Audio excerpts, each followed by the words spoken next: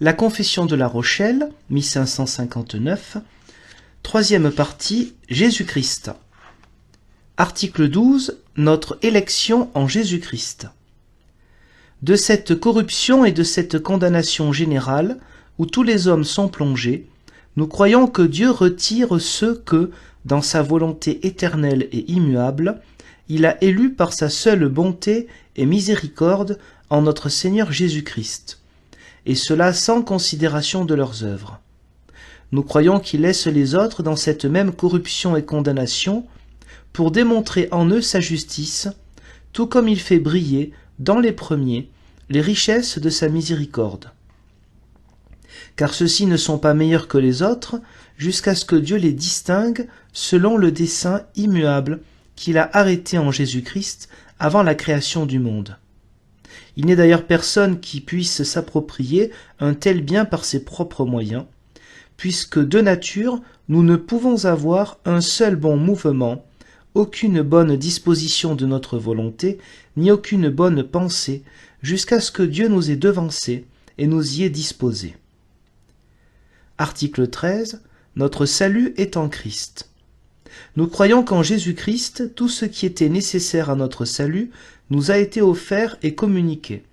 Nous croyons que Jésus-Christ, qui nous est donné pour que nous soyons sauvés, a été fait pour nous à la fois sagesse et justice et sanctification et rédemption, en sorte qu'en se séparant de lui, on renonce à la miséricorde du Père, en laquelle nous devons avoir notre unique refuge. Article 14. La divinité et l'humanité de Jésus-Christ. Nous croyons que Jésus-Christ, étant la sagesse de Dieu et son Fils éternel, a revêtu notre chair afin d'être Dieu et homme en une même personne, et en vérité un homme semblable à nous, capable de souffrir dans son corps et dans son âme, ne différant de nous qu'en ce qu'il a été pur de toute souillure. Quant à son humanité, nous croyons que le Christ a été l'authentique postérité d'Abraham et de David, quoiqu'il ait été conçu par l'efficacité secrète du Saint-Esprit.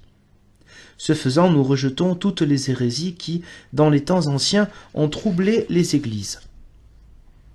Article 15. Les deux natures du Christ. Nous croyons qu'en une même personne, à savoir Jésus-Christ, les deux natures sont vraiment et inséparablement conjointes et unies, chacune d'elles conservant néanmoins ses caractères spécifiques, si bien que, dans cette union des deux natures, la nature divine, conservant sa qualité propre, est restée incréée, infinie et remplissant toutes choses, de même que la nature humaine est restée finie, ayant sa forme, ses limites et ses caractères propres. En outre, quoique Jésus-Christ en ressuscitant ait donné l'immortalité à son corps, nous croyons toutefois qu'il ne l'a pas dépouillé de la réalité propre à sa nature humaine.